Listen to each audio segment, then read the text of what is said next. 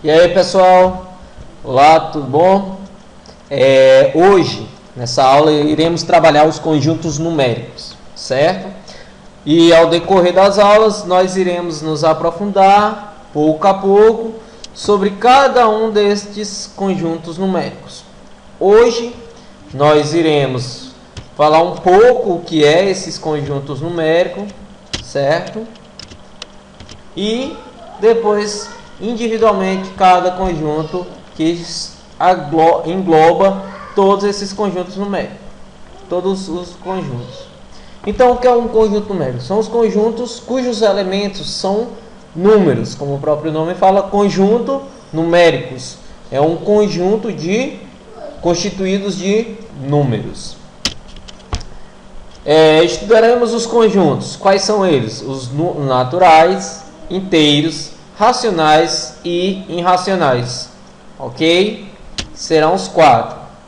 O surgimento dos conjuntos. Por que teve a necessidade? O que? Para isso, para o surgimento dos conjuntos. Surgiu por quê? O surgimento dos conjuntos numéricos deveu-se à necessidade do ser humano fazer as contagens. Então, ele, para facilitar a sua contagem, ele dividia em grupos, certo?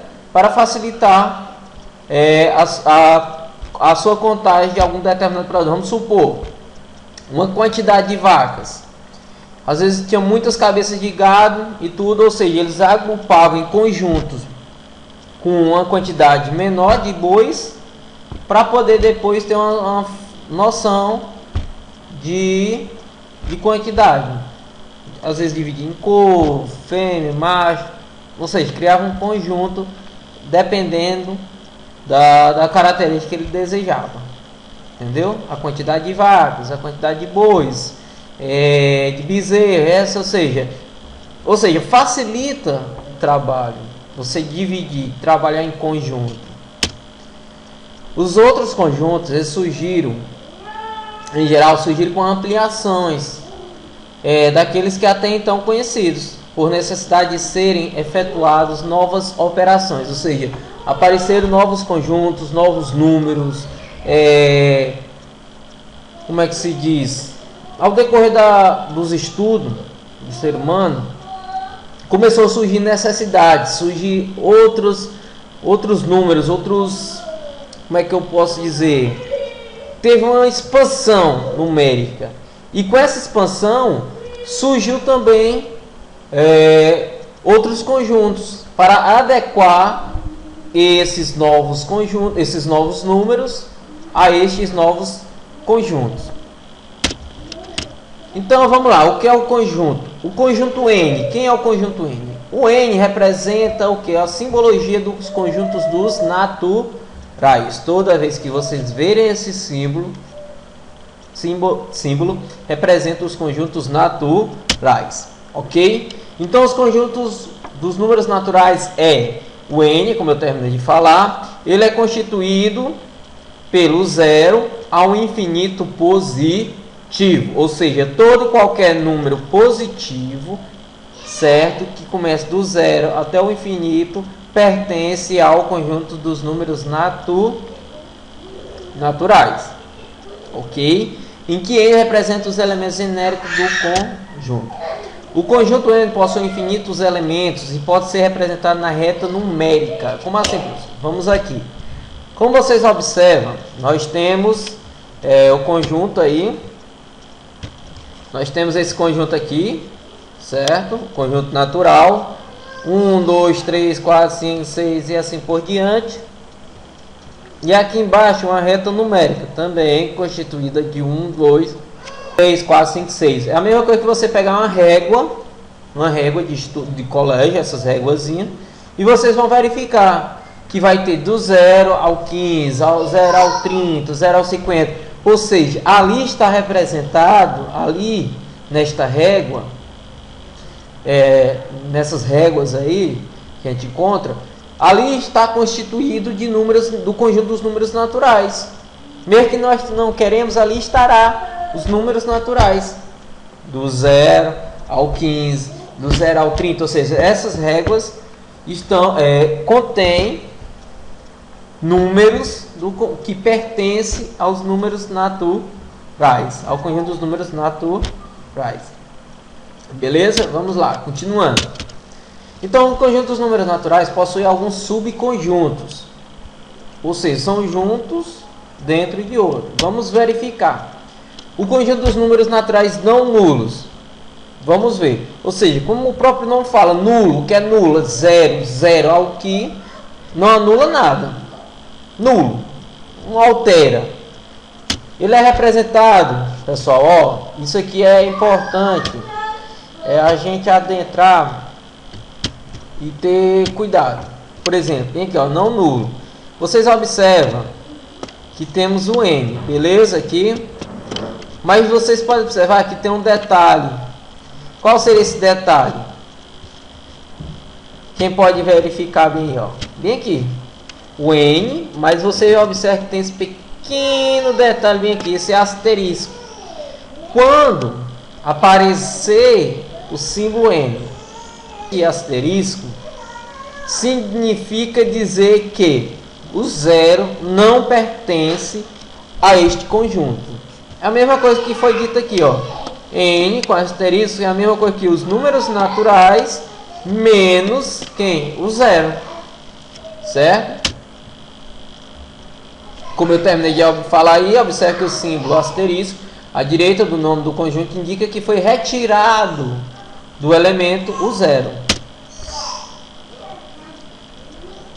O conjunto dos números naturais pares. Ó, vamos lá. Já nele aqui, certo? Ó, temos o N, mais próximo dele nós temos o que? O P. NP representa os números pares, ou seja, todo elemento que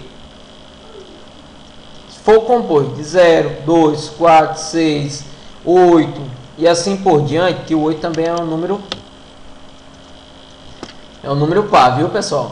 Todo elemento terminado, por exemplo, em 0, em 2, 4, 6, 8, eles serão números pares. E esses números pertencerão ao conjunto dos números naturais pares. Ok? Próximo. E observe que para todo N pertencente a N, nos números naturais, é 2N. Ou seja, 2 vezes 1, 2. 2 vezes 2, 4. 2 vezes 3, 6. 2 vezes 4, 8. 2 vezes 5, 10. Ou seja, sempre é o dobro daquele número. Ok? Vamos lá, próximo. O conjunto de números ímpares. Ímpares. Como a gente já sabe, ímpares. Eita, menino. Vamos lá. Opa, vamos lá. Ó, o I. Aqui foi só um erro, pessoal, mas é um I minúsculo. Certo? Sem querer ficou maiúsculo, mas é I minúsculo. Então, NI simboliza o conjunto dos números ímpares. Ou seja, 1, 3, 5, 7. Aqui é o mais. Ou seja, 2N mais 1. Ou seja, todo número N pertencente aos números naturais, certo?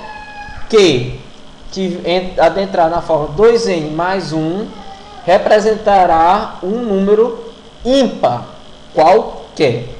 Vamos supor que aqui o N seja 0. 2 vezes 0, 0. 0 mais 1, 1. 2 vezes 1, 2. Mais 1, 3. E assim sucessivamente. E por último temos os números naturais primos. Pessoal, os números primos são todos aqueles que só podem ser divididos por 1 e por ele mesmo. Por exemplo, nós temos o 2. Professor, o 2 é par. Sim, mas ele é o único número par primo. Por quê? O 2 só posso dividir o 2 por 1 e por ele mesmo. 2 dividido por 1, 2. 2 dividido por 2, 1. O 3 só posso dividir por 1 e por ele mesmo. 3 dividido por 1, 3. E 3 dividido por 3, 1.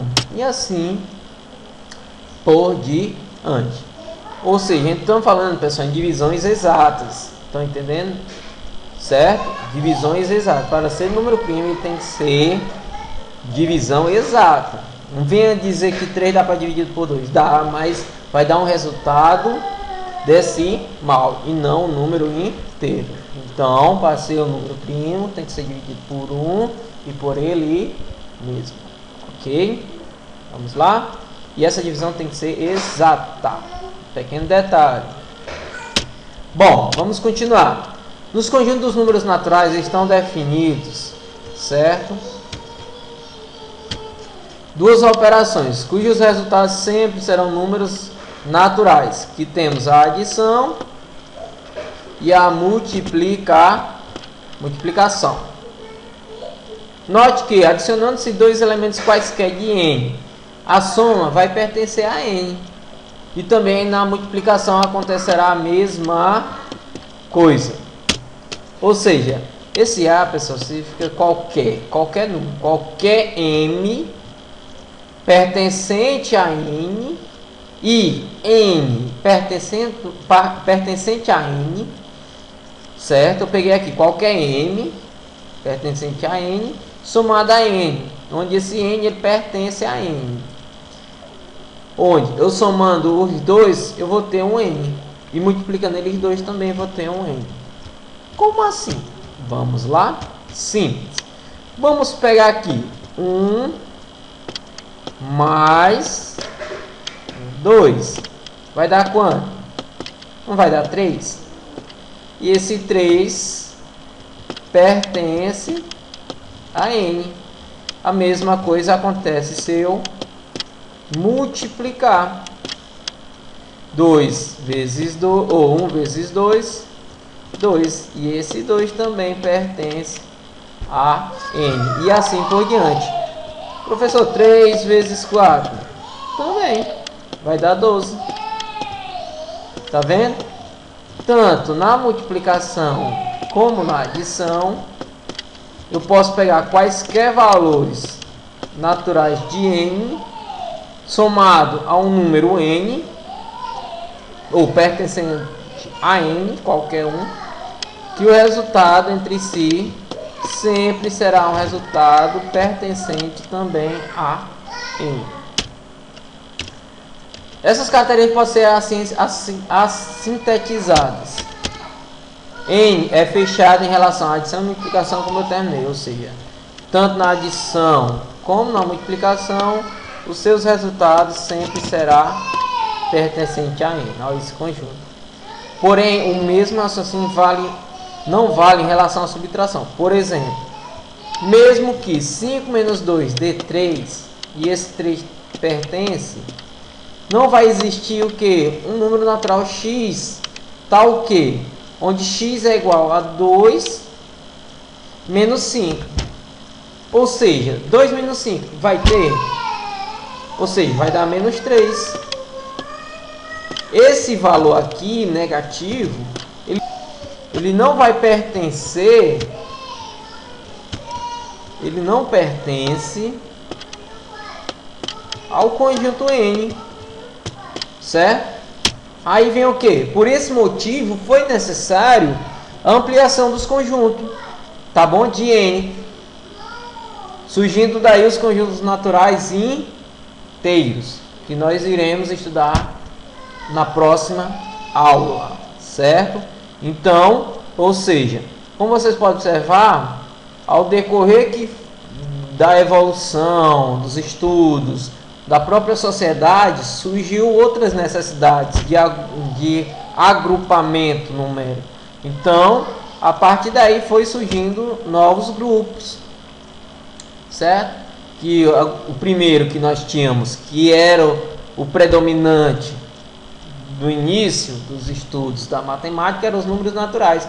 E conforme a sua evolução, começou a surgir outros conjuntos, que o próximo nós iremos estudar, que é os conjuntos dos números inteiros. Ok, galera? Espero que tenham compreendido. Bons estudos. Como sempre digo, não tenham vergonha, pessoal. Podem perguntar pelo meu WhatsApp, PV, que eu estarei aqui à disposição de vocês. Abraço, fiquem com Deus.